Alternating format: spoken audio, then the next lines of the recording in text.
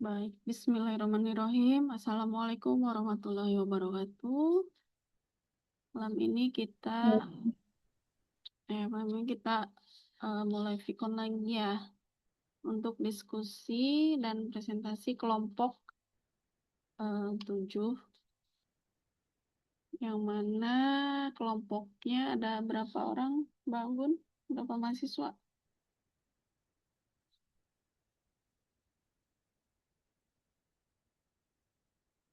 Ada 7 orang, Bu. Ada 7 orang ya.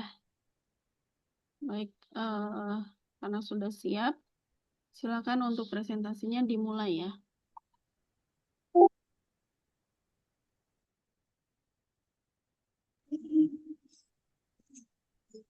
Eh, sudah terdengar, Bu? Sudah, tapi PPT-nya tanda ini udah ada. Oke. Assalamualaikum warahmatullahi wabarakatuh. Selamat malam teman-teman dan Ibu Santi Widiawati sebagai dosen pengampu yang kami hormati. Terima kasih atas kesempatan yang telah diberikan kepada kelompok kami. Perkenalkan, nama saya Cindy Ika Nurhayati yang akan bertugas sebagai moderator pada presentasi kelompok 7 hari ini. Pada hari ini, kelompok kami akan mempresentasikan materi mengenai strategi komunikasi untuk mengurangi konflik dan meningkatkan negosiasi. Sebelum kita mulai, izinkan saya memperkenalkan rekan-rekan kelompok 7.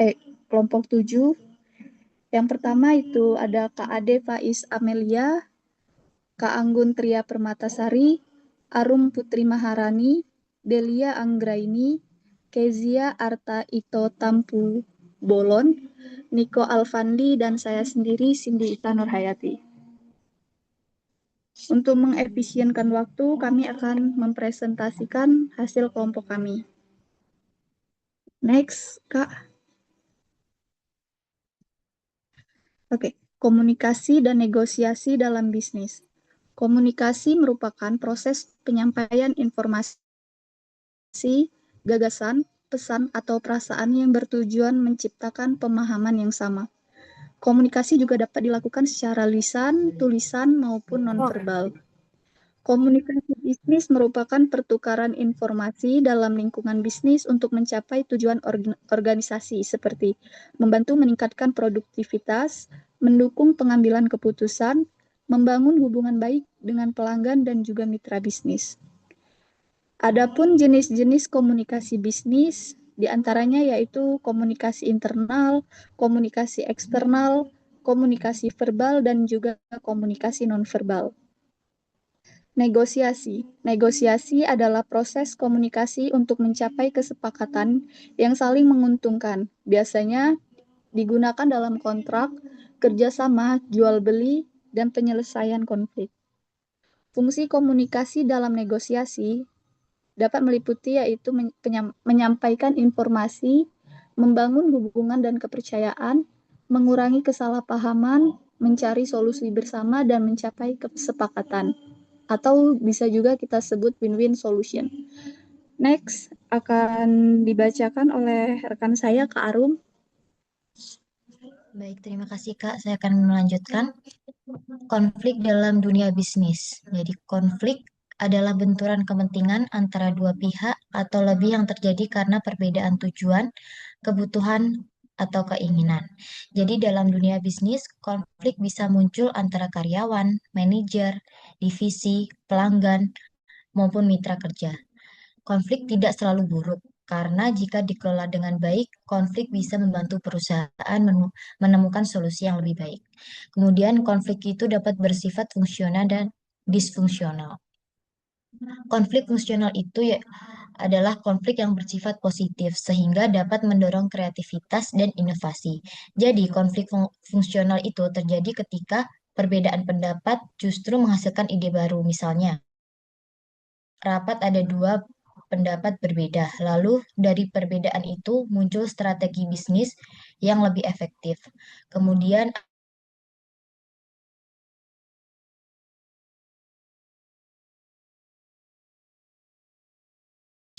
jadi konflik disfungsional itu terjadi jika masalah tidak diselesaikan dengan baik, maka dampaknya kerja sama tim menjadi buruk, komunikasi terganggu, dan pekerjaan tidak berjalan maksimal.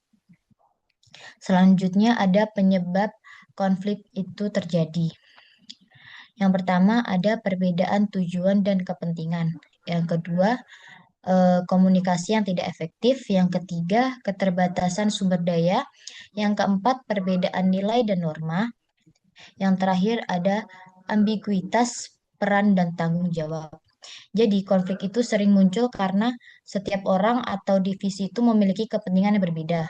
Selain itu, juga komunikasi yang kurang jelas dapat menyebabkan salah paham. Jadi, jika tugas dan tanggung jawabnya tidak jelas, maka konflik juga lebih mudah terjadi. Yang kemudian faktor yang mempengaruhi konflik. Yang pertama ada faktor struktural, faktor situasional, dan faktor individual.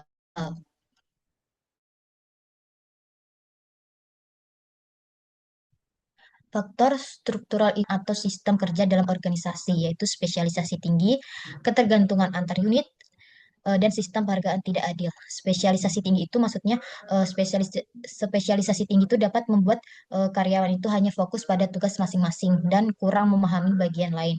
Sedangkan ketergantungan antar unit ini bisa memicu konflik jika satu bagian terlambat atau tidak bekerja sesuai target. Yang terakhir ada sistem penghargaan yang tidak adil dapat menimbulkan kecemburuan atau rasa tidak puas antar pegawai. Yang kedua ada faktor situasional. Jadi berasal dari kondisi atau perubahan yang terjadi di lingkungan organisasi. Yaitu dapat berupa perubahan regulasi yang dapat membuat perusahaan harus menyesuaikan aturan dan cara kerja. Kemudian ada persaingan bisnis yang dapat menimbulkan tekanan agar perusahaan bekerja lebih cepat dan efektif. Kemudian ada perubahan teknologi yang dapat menimbulkan konflik jika karyawan belum siap beradaptasi dengan sistem baru.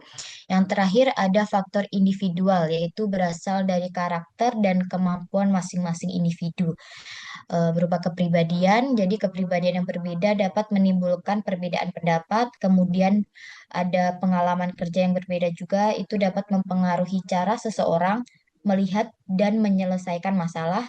Kemudian ada kemampuan mengelola emosi. Itu juga penting agar konflik tidak semakin besar. Next, Kak.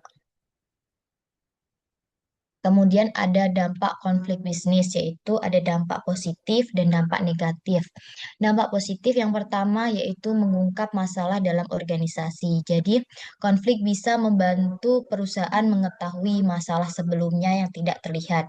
Misalnya, pembagian kerja yang tidak adil atau komunikasi yang kurang baik. Yang kedua, memunculkan ide dan inovasi baru. Jadi, perbedaan pendapat itu dapat membuat karyawan saling bertukar gagasan, sehingga muncul solusi atau cara kerja yang baru yang lebih baik. Yang ketiga, ada meningkatkan kualitas pengambilan keputusan. Dengan adanya konflik, keputusan tidak diambil secara asal, tapi setiap pendapat dipertimbangkan terlebih dahulu sehingga hasil keputusan bisa lebih matang. Yang terakhir, ada memperkuat hubungan kerja jika diselesaikan dengan baik. Jika konflik diselesaikan secara terbuka dan adil, maka hubungan antar pegawai bisa menjadi lebih baik karena mereka belajar saling memahami.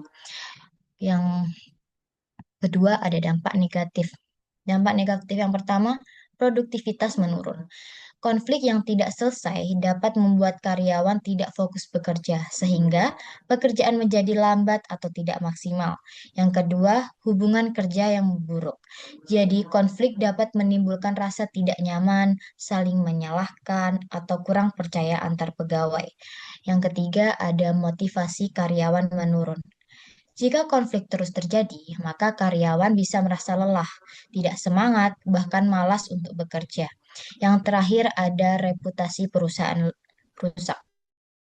Jadi konflik yang menyebar keluar perusahaan itu dapat membuat citra perusahaan menjadi buruk di mata pelanggan, investor, atau masyarakat. Jadi kesimpulannya yaitu konflik bisnis itu tidak selalu buruk. Konflik bisa berdampak positif jika dikelola dengan baik, tetapi bisa menjadi negatif juga jika dibiarkan tanpa penyelesaian. Baik, selanjutnya akan dilanjutkan oleh rekan saya.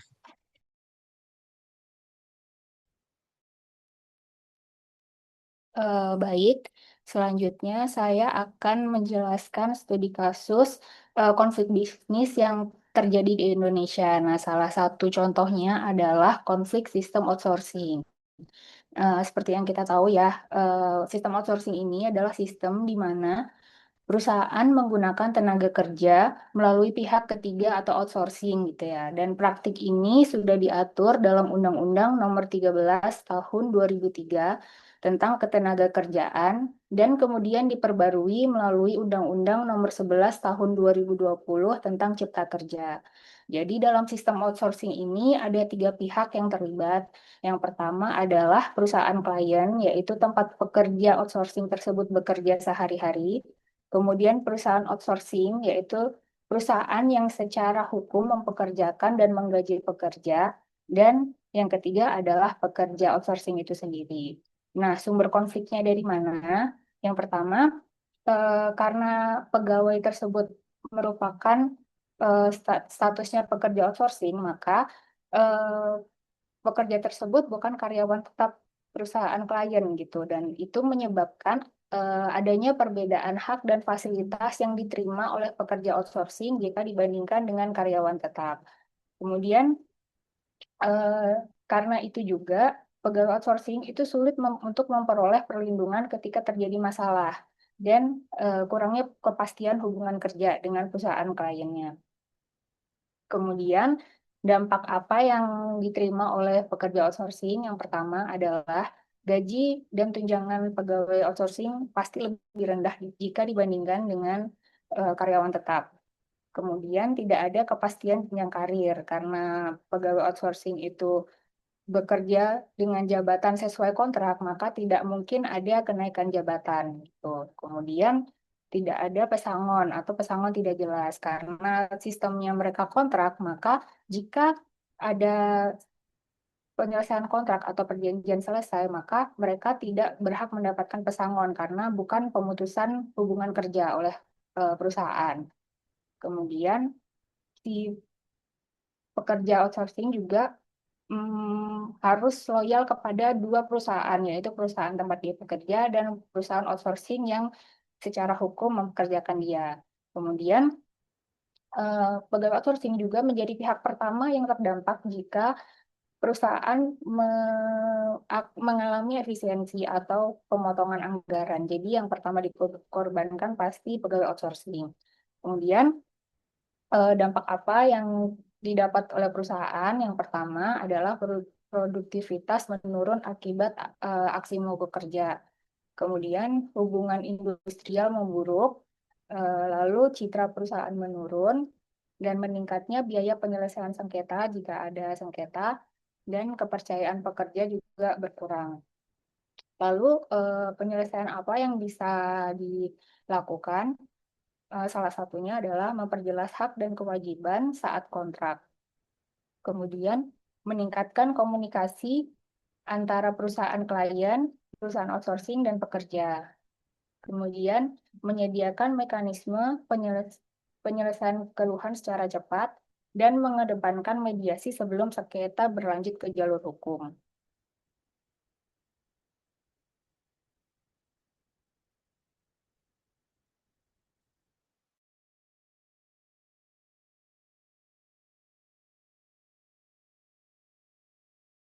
Strategi komunikasi untuk jadi kita kita tahu bahwa konflik itu tidak bisa dihindari ya. Jadi konflik pasti selalu ada, tapi kita dapat mengelola melalui komunikasi yang efektif dan menerapkan beberapa strategi. Salah satunya adalah dengan komunikasi terbuka. Jadi komunikasi terbuka ini tujuannya adalah untuk mencegah kesalahpahaman. Bagaimana caranya? Adalah dengan jujur dan transparan untuk mencegah asumsi negatif. Kemudian strategi yang kedua adalah active listening untuk menurunkan emosi. Caranya dengan mendengar untuk memahami dan menghargai lawan bicara. Kemudian yang ketiga adalah bahasa profesional. Tujuannya untuk menjaga objektivitas. Jadi, kita harus fokus kepada masalahnya, bukan kepada pribadinya atau personalnya. Kemudian yang keempat adalah empati. Hal ini untuk membangun kepercayaan. Caranya adalah dengan memahami sudut pandang orang lain. Dan yang terakhir adalah mediasi dan musyawarah. Di sini tujuannya untuk mencapai win-win solution ya. Nah, caranya adalah dengan melibatkan diskusi atau pihak netral. Kemudian untuk selanjutnya akan dijelaskan oleh teman saya, Mbak Kezia. Apakah sudah bergabung? Sudah, Mbak. Oke, silakan, Mbak. Izin, selamat malam Bu dan teman-teman sekalian. Saya akan menjelaskan tentang strategi komunikasi dalam negosiasi bisnis. Nah, pertama kita harus tahu dulu apa itu pengertian negosiasi. Negosiasi adalah proses komunikasi untuk mencapai kesepakatan yang dapat diterima semua pihak dengan tujuan menyelesaikan perbedaan kepentingan dan membangun hubungan bisnis yang berkelanjutan. Nah, kemudian untuk tahapan negosiasi itu yang pertama dimulai dengan persiapan. Nah, persiapan itu dilakukan dengan mengumpulkan informasi-informasi dan menentukan tujuan strategi-strategi yang ada. Kemudian kedua, setelah kita melakukan persiapan, yang kedua adalah dengan kontak awal atau pertemuan pertama untuk membangun kesan dan kepercayaan. Yang ketiga adalah konfrontasi dengan menyampaikan pendapat dan perbedaan. Yang keempat adalah konsiliasi untuk tawar-menawar dan mencari titik temu. Yang kelima adalah solusi guna menyepakati keputusan bersama. Dan yang terakhir adalah pasca negosiasi atau evaluasi dan pelaksanaan kesepakatan. Lanjut, Mbak. Kemudian next. Maaf, Mbak, agak lemot. Oh iya, aman, aman, aman.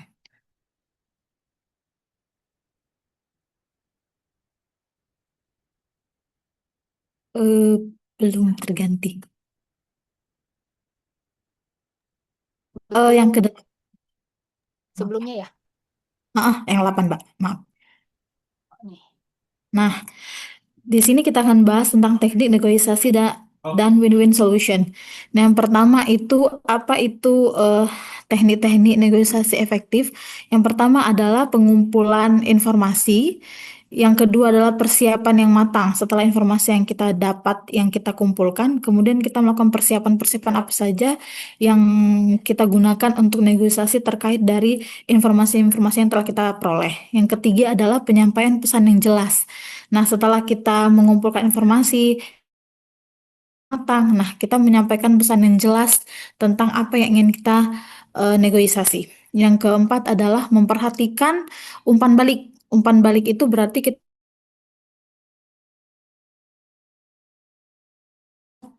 umpan balik sehingga kita harus memperhatikan pendapat yang kita nego dengan yang pendapat yang kita sampaikan. Terus yang kelima adalah evaluasi hasil negosiasi. Nah, setelah kita lakukan nego tadi itu kita mendapatkan hasil dari negosiasi tersebut sehingga menyimpulkan apa hasil dari nego yang telah kita laksanakan. Yang kemudian adalah prinsip-prinsip win-win solution. Nah, yang pertama adalah fokus pada kepentingan bukan posisi. Maksudnya itu adalah kita tuh jangan pihak nego itu jangan terpaku pada tuntutan kaku pihak lawan gitu. Jangan misalnya berdasarkan posisi, tetapi kita itu harus cari tahu alasan atau motivasi di balik tuntutan tersebut atau kepentingan dengan memahami mengapa mereka menginginkan sesuatu. Terus yang kedua adalah komunikasi dua arah dan empati. Nah, komunikasi dua arah ini berarti eh, kedua belah pihak harus saling dapat menemukan jalan tengah gitu dengan cara berkomunikasi tadi. Yang ketiga adalah memperluas alternatif solusi. Nah, ini berarti kita solusi itu nggak boleh hanya satu, tapi kita harus mencari solusi-solusi alternatif lain kalau kemungkinan solusi yang kita peroleh itu mungkin tidak sependapat dengan orang atau pihak yang kita nego tersebut. Yang keempat adalah memisahkan masalah dari individu. Jadi di sini berarti kita itu nggak boleh menyamakan masalah antar individu, tetapi harus mengutamakan isi atau hal yang kita nego itu. Yang kelima adalah menggunakan data dan fakta objektif. Berarti di sini harus menggunakan data-data yang real, bukan hanya pendapat-pendapat saja, harus disesuaikan dengan fakta-fakta yang objektif, bukan subjektif. Kemudian untuk manfaat negosiasi itu manfaat negosiasi pertama hubungan bisnis lebih baik. Nah, jadi ketika kita bernego, pihak yang kita nego dan kita itu akan mendapatkan jalan tengah atau hubungan bisnis itu tidak terputus di satu pendapat. Yang kedua adalah keputusan lebih efektif. Setelah kita bernegosiasi, berarti kita kedua belah pihak setuju, berarti keputusannya itu lebih efektif dan lebih dapat diterima oleh kedua belah pihak. Untuk yang ketiga adalah meningkatkan keberhasilan bisnis. Untuk selanjutnya saya serahkan ke rekan. Baik, terima kasih. Boleh di next, Kak, slide-nya. Oke. Selanjutnya adalah hubungan strategi komunikasi dengan hukum bisnis.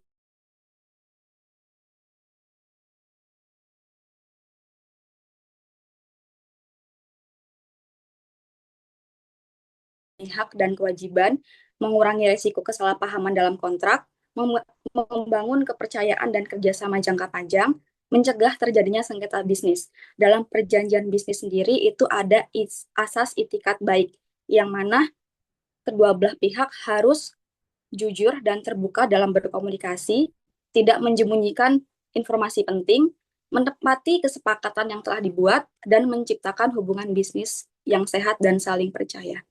Boleh next, Kak? Oke. Hubungan komunikasi, KUH Perdata, dan penyelesaian sengketa. Hubungannya dengan pasal 1320 KUH Perdata adalah yang pertama, kesepakatan para pihak, yang kedua, kecakapan para pihak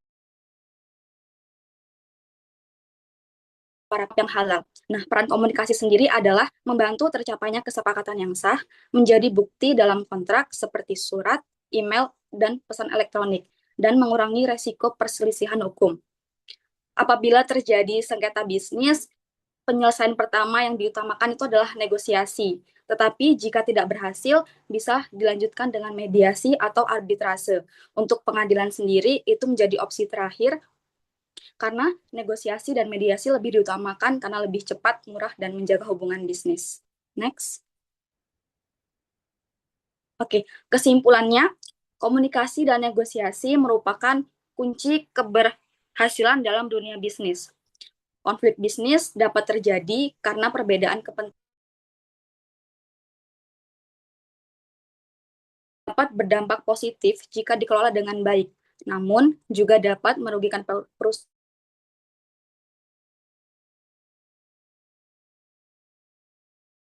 Komunikasi terbuka, active listening, bahasa profesional, empati, dan mediasi. Itu mampu mengurangi konflik. Dan yang terakhir, komunikasi yang baik mendukung negosiasi, memenuhi asas itikat baik, serta membantu penyelesaian sengketa sesuai hukum bisnis. Baik, saya kembalikan ke moderator. Terima kasih. Selanjutnya kita akan memasuki sesi tanya jawab. Bagi teman-teman yang ingin memberikan pertanyaan, sanggahan atau tambahan,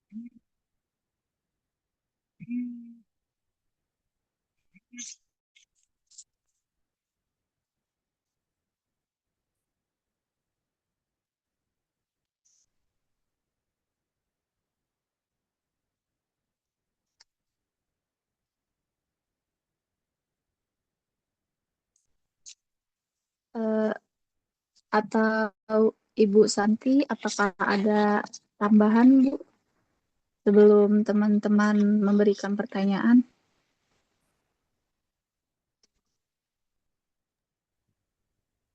Baik, tadi coba Mbak lihat ini presentasinya. Gimana, Bu? PPT-nya, lihat PPT-nya.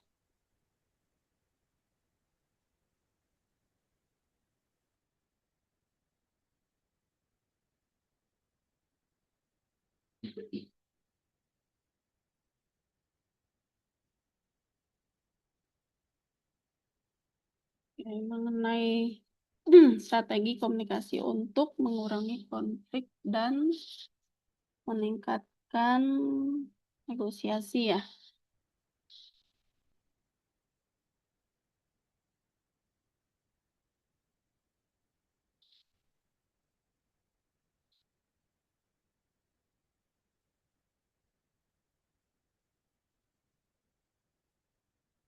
Tadi ada contoh konfliknya nggak Mbak? Di halaman berapa tadi saya? Yang ini, Bu. Studi kasusnya. Konflik sistem outsourcing. Nah, kira-kira selain outsourcing ada lagi nggak? Ada, Bu. Tapi tidak kami cantumkan di PPT, Bu. Ada di makalah contoh lainnya. Oke, berarti di makalah udah ada ya. Iya, Bu. Ini kalau untuk outsourcing berarti mengenai status pekerja bukan karyawan tetap perusahaan klaim, perbedaan hak dan fasilitas dibanding karyawan tetap, sulit memperoleh perlindungan ketika terjadi masalah, kurangnya kepastian hubungan kerja ya. Oke, biasanya kalau untuk konflik seperti ini, kalau outsourcing itu kan sudah diatur ya dalam undang-undangnya ya. Nah, kira-kira eh sampai sekarang mengenai outsourcing ini sudah ada undang-undang revisi belum, Mbak? Setahu kami yang terakhir di Undang-Undang Cipta Kerja, Bu. Nah, itu seperti apa?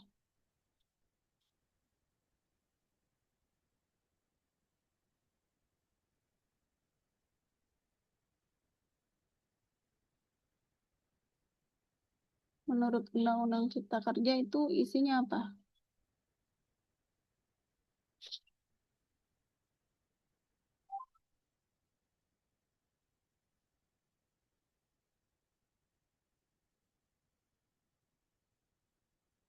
Karena kan di sini yang outsourcing ini kan biasanya bisa diputus kapan aja gitu ya, Mbak ya. Karena ketidakjelasan status tadi. Ada nggak revisinya mengenai Undang-Undang Cipta Kerja eh, hak yang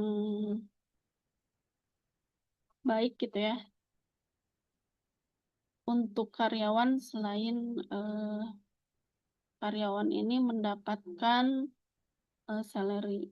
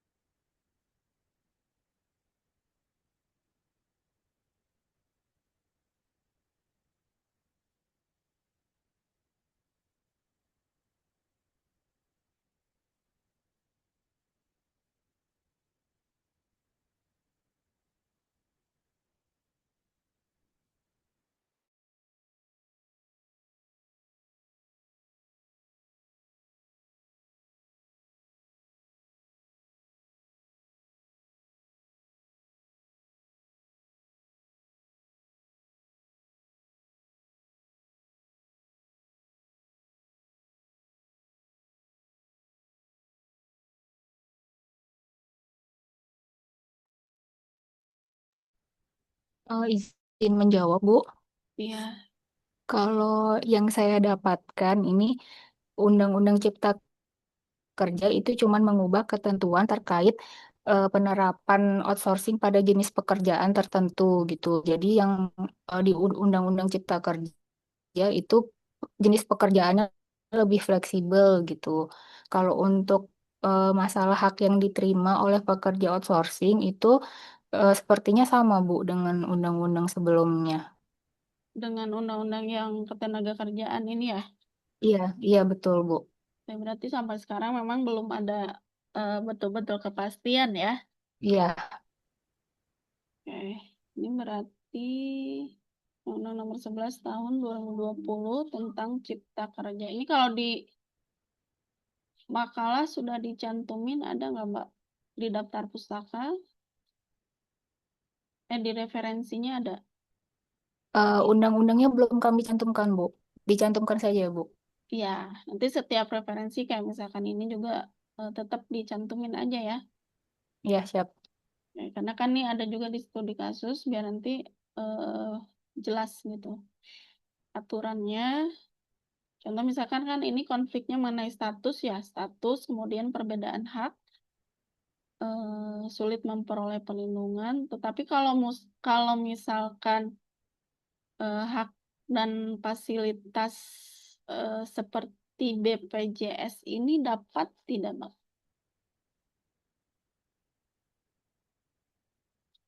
Kalau BPJS itu Itu tetap dapat tidak?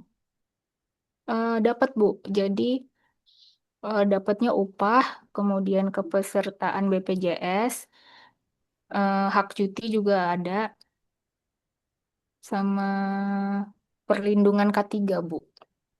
Kalau itu tetap dapat. Mungkin kalau yang perbedaannya di sini statusnya aja mungkin ya. Jadi Iya, statusnya tetap atau kontrak. Kan sekarang memang rata-rata kebanyakan ya kayak perusahaan-perusahaan industri itu kan kontrak ya. Jadi tidak ada yang namanya karyawan tetap lagi, setahu saya sih sebegitu. Nah, itu mungkin yang menjadi konflik eh, keresahan daripada apa namanya karyawan gitu ya. Walaupun sudah berapa tahun, misalkan setahun, 2 tahun, menurut undang-undang ini kan tetap tidak ada ikatan bahwa karyawan akan diangkat misalkan menjadi karyawan tetap. Itu mungkin ya seperti itu ya. Kalau untuk fasilitas dan haknya sepertinya sama ya. Ini kan dapat gaji juga ya. Nah, ini yang tidak ada kepastian jenjang karirnya di sini. Nah, paling nanti tambahannya ini Mbak mengenai undang-undang itu dicantumin ya siap Bu. di makalahnya. Itu aja paling. Silakan dari teman-teman yang lain.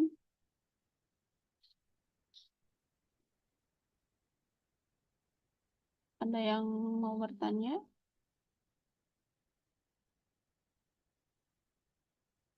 Kalau tidak ada ditutup aja Mbak Anggun.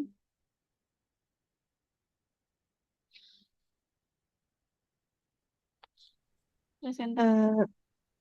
Baiklah, kalau tidak ada pertanyaan lagi, demikianlah presentasi dari kelompok kami. Saya mewakili seluruh anggota. Mohon maaf apabila ada kekurangan dan salah kata. Terima kasih atas perhatian teman-teman. Saya kembalikan lagi kepada Ibu Santi. Wassalamualaikum warahmatullahi wabarakatuh. Waalaikumsalam warahmatullahi wabarakatuh. Alhamdulillah untuk presentasi kelompok 7 sudah selesai ya. Nah, ini untuk apa namanya laporannya nanti Mbak Sini dan teman-teman yang lainnya di apa makalahnya ya, makalah. Kemudian PPT juga boleh nanti diupload. Kemudian link apa namanya link presentasi di YouTube ya. Nanti setelah ini saya akan share hasil rekamannya sama kelompoknya.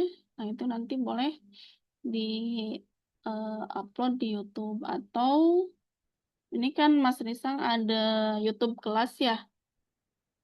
Boleh nanti di upload di YouTube kelasnya. Nanti saya minta linknya, itu aja kali ya. Kemudian untuk Vikon selanjutnya berarti kelompok 9 dan 10 ya. 9 dan 10 insya Allah di minggu depan ya. Jadi untuk minggu ini off dulu, minggu depan baru kita ketemu lagi untuk Vikon presentasi dan diskusi selanjutnya. Itu aja paling. Oh, satu lagi untuk UTS sudah saya periksa semuanya ya. Tolong dicek nanti sebelum tanggal 9 ya. Nanti teman-teman tolong dicek nilainya ya, takutnya ada yang terlewat, tapi insya Allah tidak ada sih. Itu besok terakhir saya untuk penarikan nilai ke si Akan. Seperti itu aja. Nanti boleh dijapri ya. Habiskan Bu, saya belum diperiksa, misalkan saya kelewat atau lain-lain sebagainya, nanti akan saya cek kembali. Itu aja mungkin untuk pertemuan hari ini. Teman-teman ada yang mau ditanyakan terlebih dahulu?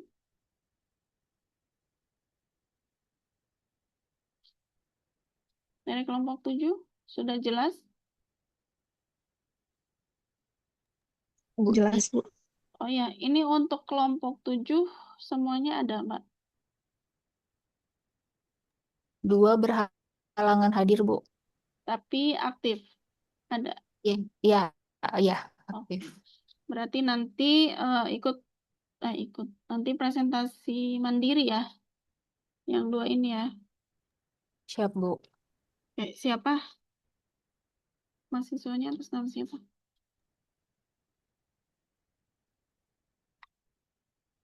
Yang nggak hadir hari ini, Mbak.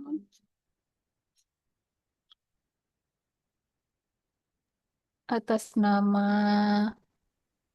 Ade Faiz dan Niko Alfandi, Bu. Oh, Niko. Ya, udah nanti berarti presentasi pribadi ya, presentasi mandiri, tetap diuploadnya di link grup LMS kelompok apa namanya, kelompok grupnya. Nanti biar saya lihat untuk hasil penilaiannya. Itu aja ya paling. Untuk pertemuan hari ini, alhamdulillah sudah selesai. Kalau tidak ada lagi yang mau ditanyakan, ditutup aja ya. Saya tutup dengan mengucapkan alhamdulillahirabbil alamin. Terima kasih untuk teman-teman yang sudah bisa bergabung dan kelompok 7 yang sudah presentasi, alhamdulillah sudah lancar. Billahi taufiq wal hidayah. Assalamualaikum warahmatullahi wabarakatuh. Selamat malam. Salam, terima kasih, Bu. Selamat malam, terima kasih Ibu. Terima kasih, Ibu. Sama-sama. Saya izin live ya. Iya, Bu.